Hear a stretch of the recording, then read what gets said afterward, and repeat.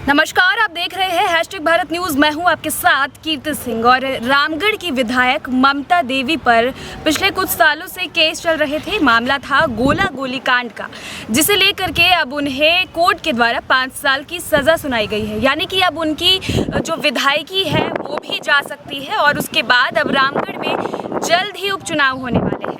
ऐसे में अब ममता देवी की जगह कई लोग इस रेस में आ चुके हैं, विधायकी की रेस में, जिनमें से एक अभी हमारे साथ मौजूद है संतोष महतो जी, जो कि कहीं ना कहीं अगर कहें तो ममता देवी के हितैषी थे, उनके शुभचिंतक थे। जब ममता देवी चुनाव लड़ रही थी तो कहीं ना कहीं इनकी भी बहुत बड़ी भागीदारी रही है उन्हें जिताने में, और रामगढ़ की जनता भी इन्हें काफ़ी मानती है और एक वहाँ पर एक जनप्रतिनिधि के तौर पर ये काम करते हैं।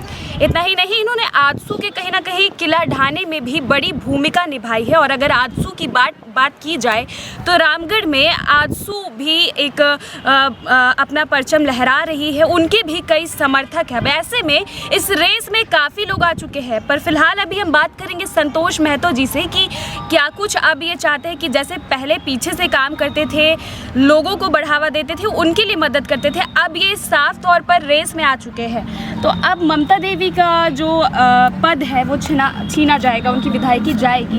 तो क्या लगता है इस बार अब हम आपको देखेंगे अगले रेस के लिए?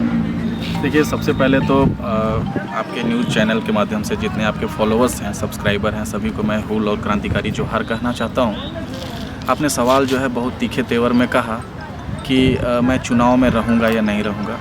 देखिए, अभी ये सवाल बहुत ज़्यादा महत्वपूर्ण नहीं है और इसका जवाब मैं अभी डायरेक्टली नहीं देना चाहूँगा। लेकिन हाँ, एक जनप्रतिनिधि के तौर पे, एक समाज सेवी के तौर पे, एक रामगढ़ वासी होने के तौर पे मैं इस घटना से काफ़ी आहत हूँ। किसी भी आंदोलनकारी के साथ में अगर इस तरीके की घटना होती है और उनको सज़ा सुनाया जाता है तो ये दुखद है और ये एक बहुत ही गलत परंपरा को बढ़ावा देता है। लेकिन चूँकि भारतीय लोकतंत्र में न्यायपालिका जो है सबसे सर्वोच्च स्थान पे है और मैं भारतीय नागरिक हूँ, इस नाते मैं न्यायालय के सभी फैसलों को मैं सम्मान करता हूँ। लेकिन ये जो घटना हुई है, ये घटना किसी एक आम आदमी के लिए चिंता का विषय है या नहीं है, लेकिन व्यक्तिगत रूप से हम जैसे लोगों के लिए, जो कि हम लोग आए दिन कॉरपोरेट्स के ख़िलाफ़, ब्यूरोक्रेट्स के ख़िलाफ़, अफसरशाही के ख़िलाफ़ और अन्य जो प्रमुख कुर्सियां हैं जो कि एक आम आदमी के सुविधाओं के लिए, योजनाओं के लिए बाधक बनती हैं, उनके ख़िलाफ़ हम लड़ाई लड़ते हैं। अभी आप वर्तमान में देख रहे होंगे कि खतियान आंदोलन चल रहा है, भाषा आंदोलन चल रहा है, कुर्मी एसटी इंक्लूजन के मामले आ रहे हैं, बहुत सारे जन कल्याणकारी आंदोलनों का दौर चल रहा है झारखंड में। और ऐसे समय में एक जनप्रतिनिधि का जेल जाना, उनकी सदस्यता रद्द होना, ये दुखद है, ये गलत परंपरा को बढ़ावा देता है। इसीलिए क्योंकि अगर ये सकारात्मक दृष्टि से सिर्फ एक आरोपी का सज़ा होना इस मामले से जुड़ा हुआ होता तो मैं इस तरीके की बातें नहीं करता। लेकिन अगर हम पूर्व की घटनाओं को देखें तो इसमें सांसद चंद्रप्रकाश चौधरी जी और उनकी टीम के कुनबों का जो है इस केस के जो गवाह हैं उनको प्रभावित करने के लिए तमाम हथकंडे अपनाए गए। मैं चूँकि रामगढ़ में रहता हूँ और क्षेत्र में रहता हूँ, मुझे सारी जानकारी मिलती रहती है। बहुत सारे गवाह जो हैं उन लोगों को पैसे के माध्यम से, अलग अलग सुविधाओं के माध्यम से उनको जो है बरगलाया गया है, उनको अपने तरफ किया गया है। विगत दिनों जो है हजारीबाग में जब उनकी पेशी होनी थी और गवाहों का बयान होना था, उस समय भी सांसद जी खुद वहाँ पे सशरीर उपस्थित पाए गए थे, होटल की बुकिंग थी और जो गवाह हैं उनके साथ में थी। तो ये जो सारी चीज़ें हैं वो एक इशारा करती है कि कहीं ना कहीं इसमें राजनीतिक साजिश भी है और ये राजनीतिक साजिश जो है वो ओछी राजनीति की इसका सर्वोच्च पतन है। संतोष जी, पिछले दिनों हमने देखा कि अगर जो कुर्मी आदिवासी वाले जो मुद्दा था या फिर कई सारे मुद्दा पर आप मुखर होकर के सामने आए हैं, बोला है आपने। रामगढ़ में भी बात की जाए तो समाज सेवी के तौर पर आपकी बहुत बड़ी भूमिका रही है, हर किसी की मदद की है। ममता देवी की भी आपने मदद की है, उन्हें विधायक बनाने में आपने उनके लिए हर कसर पूरे किया है। अब आप इस रेस में आए हैं, लेकिन अगर विपक्ष की बात की जाए तो आजसू भी कहीं ना कहीं रामगढ़ में बहुत बड़ा अपना भूमिका निभा रही है और आजसू के भी कई समर्थक हैं। तो ऐसे में इस बार आपके लिए चुनौती नहीं है? देखिए, व्यक्तिगत रूप से मैं संघर्ष को पसंद करता हूँ, मैं चुनौतियों को पसंद करता हूँ। जहाँ चुनौती नहीं है, जहाँ जहाँ संघर्ष नहीं है, जहाँ आंदोलन नहीं है और जहाँ आपका प्रतिद्वंदी बड़ा नहीं है, मैं वहाँ पे नहीं रहता हूँ। जब तक से मेरा प्रतिद्वंदी जो है बड़ा ना हो, जहाँ बड़ा चुनौती ना हो, मैं उस चुनौती को स्वीकार नहीं करता हूँ। छात्र जीवन से ही झारखंड के 22 से 24 जिलों में मेरा एक्टिव पार्टिसिपेशन रहा है। बाद में जब मैं एक समाज सेवी के तौर पे रामगढ़ में आया हूँ, उस समय कराल सुकाल वहाँ पे चल रहा था।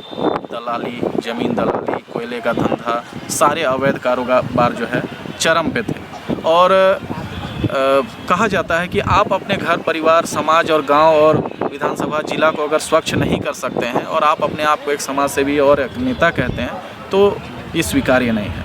मैंने जब वहाँ पे शुरुआत किया, वहाँ पे मैंने लोगों को निडरता से, निष्पक्षता से और आज़ादी से बात रखने के लिए प्रेरित किया।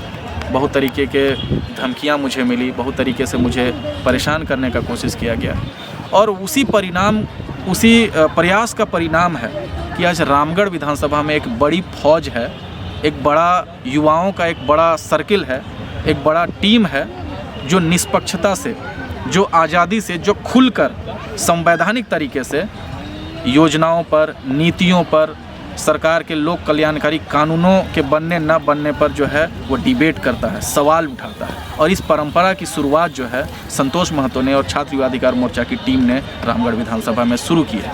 बड़ी बात कही आपने, लेकिन अब अगर आपको जनता विधायक बनाए तो क्यों बनाए? आगे संतोष महतो रामगढ़ की जनता के लिए ऐसा क्या करेंगे जो अभी तक कई जनप्रतिनिधि आए और गए, जो उन्होंने रामगढ़ की जनता को नहीं दिया, वैसा इस बार अलग क्या करेंगे संतोष महतो कि उन्हें रामगढ़ की जनता चुने विधायक के लिए? जब आप रामगढ़ का फिजिकल सर्वे करेंगे तो आपको समझ में आएगा कि रामगढ़ एक ऐसा इकलौता विधानसभा है जिसमें एक साथ कृषि, उद्योग धंधे, स्वरोजगार के वैकल्पिक जो साधन होते हैं उनका अपार जो है संभावनाएं मौजूद हैं, संसाधन मौजूद हैं। गोला का क्षेत्र कृषि के लिए समृद्ध क्षेत्र माना जाता है और पूरे झारखंड में गोला जो है एक प्रतिष्ठित एग्रीकल्चर सेंटर है, हब है। उसको एक स्पेशल इकोनॉमिक जोन के रूप में डेवलप किया जा सकता है। ठीक उसी तरीके से दुलमी क्षेत्र का एक अलग महत्व है। ठीक उसी प्रकार से चितरपुर, गोला, पतरातू और मांडू, ये सभी अलग अलग चीज़ों के तहत जाने जाते हैं। अगर एक बतौर नेतृत्वकर्ता हमने यह कल्पना की थी, मैं नहीं कोई और भी आए तो वही अलग अलग क्षेत्रों का अलग अलग तरीके से डिवीज़न करके और उस क्षेत्र की जो स्पेशलिटी है, खूबी है, उस आधार पर उस क्षेत्र का विकास करें। अब आप एक मिसाल के तौर पे समझिए कि जहाँ पे बहुतायत संख्या में उद्योग हैं और आप वहाँ पे एग्रीकल्चर को प्रमोट करते हैं तो वो फ्रूटफुल नहीं होगा। लेकिन हाँ, जहाँ पे एग्रीकल्चर का स्कोप है, जहाँ पे सिंचाई की सुविधाओं का आप अगर बढ़ावा देते हैं तो वहाँ से प्रोडक्टिविटी बढ़ती है। इस प्रकार से डिवीज़न करके एक क्षेत्र का विकास होना चाहिए। और अगर इनकेस स्थिति परिस्थितियाँ ऐसी बनती हैं और नेतृत्वकर्ता के तौर पर मुझे खुद से उतरना पड़ता है तो मैं प्रखंड छोड़ दीजिए, मैं पंचायत और गांव लेवल पे अलग अलग योजनाओं को लाऊंगा और उनके स्पेसिफिक रिक्वायरमेंट के आधार पर मैं काम करूँगा। जी बिल्कुल, तो देखा आपने, ये थे हमारे साथ संतोष महतो जी, जो कि रामगढ़ के बहुत बड़े समाज सेवी है। रामगढ़ में इन्हें हर कोई जानता है। और ममता देवी जो कि विधायक है अभी रामगढ़ की, जिनकी अब विधायकी भी जाने वाली है, कहीं ना कहीं उन्हें विधायक बनाने में भी इनकी भागीदारी रही है। लोगों के लिए काम करते हैं ये, और अब ये भी कहीं ना कहीं विधायक के रेस में आ चुके हैं। जो पहले पीछे से काम करते थे जनता के लिए, अब ये सामने से काम करेंगे। और ऐसे में इनका कहना है कि ये रामगढ़ की जनता के लिए बहुत अलग काम करेंगे, कुछ अलग करेंगे, उनके विकास के लिए काम करेंगे। ऐसे में देखना होगा कि अब आने वाले उपचुनाव में इन्हें रामगढ़ की जनता के द्वारा कितना प्यार मिलता है। और जिस तरीके से आजसू एक बहुत बड़ी सक्रिय पार्टी भी वहाँ पर रही है, उनकी भी भूमिका बड़ी रही है, ऐसे में किस प्रकार से आजसू को मात देते हैं। तब तक के लिए बने रहे #भारत न्यूज़ के साथ। सहयोगी सुजीत के साथ रांची से मैं कीर्ति सिंह।